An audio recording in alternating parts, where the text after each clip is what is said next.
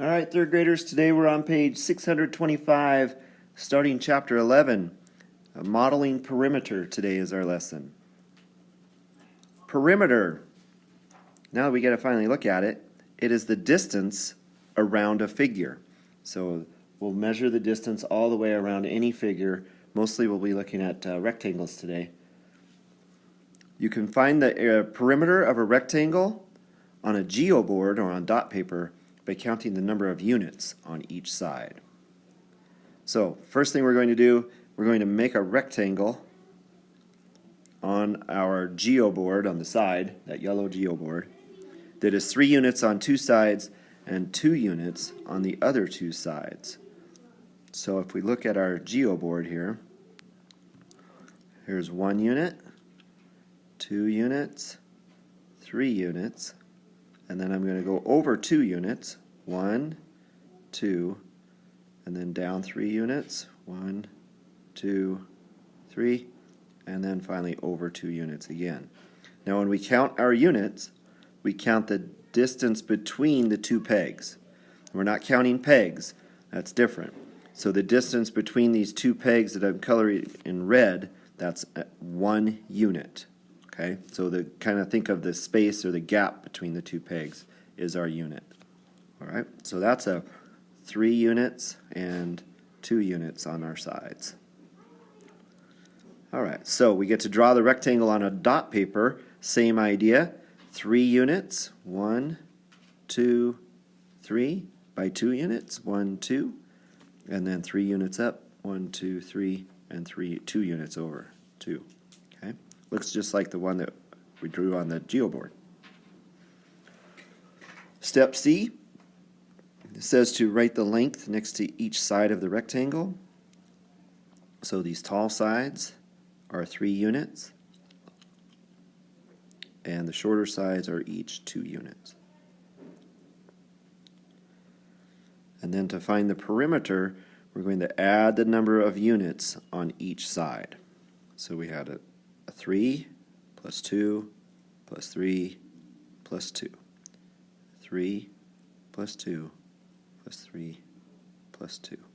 Add all those up. 3 plus 2 is 5, and 3 plus 2 is 5, so 5 and 5 is 10.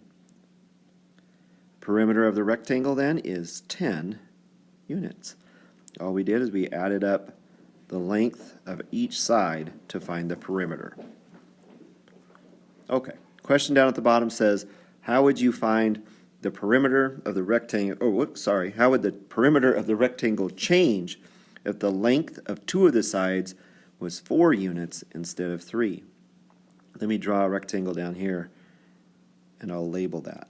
So we had 4 units on these taller sides instead of 3, and the small sides still could be 2.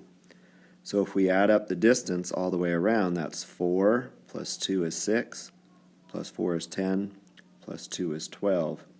So the perimeter, we call it P, equals 12 units. And it increased, it went up by 2 units. It went up by 2 units. And the reason the perimeter went up by 2 units, even though the sides only increased by 1, we had 2 sides that went up by 1 each, which is a total of 2. So instead of the perimeter being 10 units, it moved up to 12 units. All right, let's move over to our next page. And the first question says, describe how you would find the perimeter of a rectangle that is 5 units wide and 6 units long. So if I'm going to draw that rectangle actually. 5 units wide and 6 units long. And all we have to do is add up the sides. So we could have 6 plus 5 plus 6 plus 5. And 6 plus 5 is 11. And the other 6 plus 5 is 11. 11 plus 11 equals 22. So the perimeter is 22 units. We need to have a label. And because they don't tell us that the units are centimeters or inches or feet or something like that, they just say units, That's how we label it, with units. Okay, let's look at let's go down to the bottom here, make connections. We'll skip 2 and 3 for now. Make connections. It says you can also use grid paper to find the perimeter of figures by counting the number of units on each side. Start at the arrow and trace the perimeter and begin counting with 1. Continue counting each unit around the figure until you have counted every unit. So if we look at this first one, this rectangle, there's 1, 2, 3, 4, 5, 6, 7, 8, 9, 10, 11, 12, 13, 14, 15, 16. And notice I counted when I went from one point to another point. Okay, one point to another point is a distance of 1. All right, so our distance again was a total of 16 units all the way around. Okay, we had 3 on one side, or 2 sides rather, and 5 on the other 2 sides. There we go. So a distance of 16, or a perimeter of 16. Now this other shape's a little more difficult, but it's the same principle. 1, 2, 3, 4, 5, 6, 7, 8, 9, 10, 11, 12, 13, 14 units.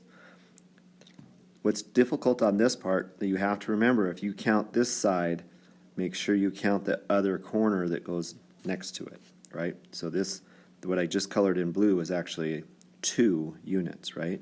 I'll do that in green now. 1, 2, and then again 1 more and another one. So that's a total of 4 there.